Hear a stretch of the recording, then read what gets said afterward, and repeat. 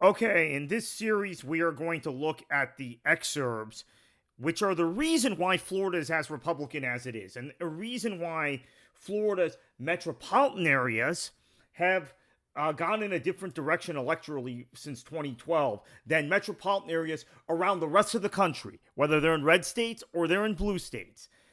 In fact, the Broward County, Fort Lauderdale area, Broward County, was the most Democratic large urban county in the Southeast in the 2012 presidential election. It was number one. In 2020, it was eighth or ninth in the Southeast. And I'm thinking in 2024, it won't be in the top 10.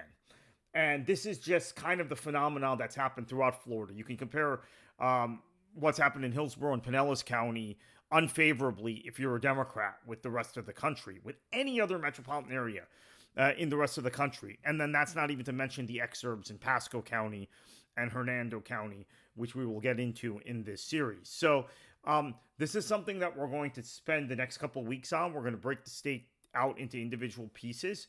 We're going to talk about Broward County. We're going to talk about Hillsborough and Pinellas. We're going to talk about Pasco and Hernando a lot.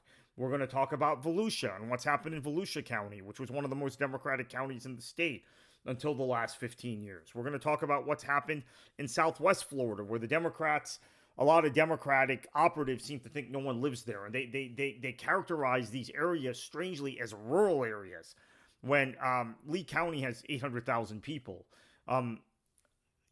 This rural urban split that Democratic operatives and a lot of people who are living in the North, I think, quite frankly, who don't even live in Florida, use to characterize our state is obscene. It's absurd.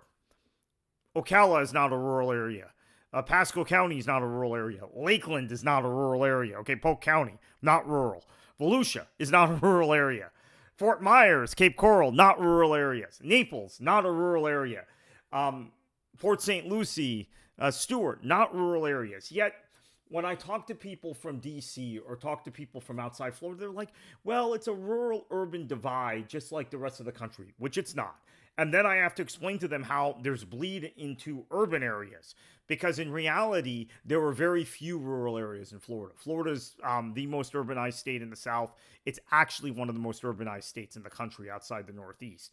And so when we're talking about exurbs, we're talking about areas that are a little more far-flung from the central city, whether it be Tampa or Fort Lauderdale or Jacksonville or Orlando or Daytona Beach, some of the smaller places, Daytona Beach, Sarasota.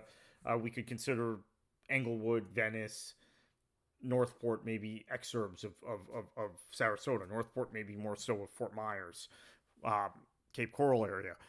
Cape Coral itself could be considered an exurb, as big as it is.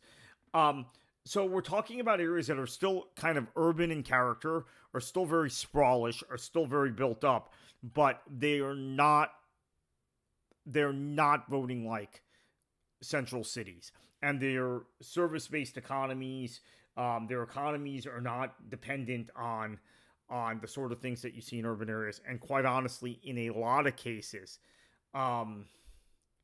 you have a situation where there's no central downtown area. Port St. Lucie, Palm Bay, Cape Coral, Northport. These are all cities in Florida. Palm Coast.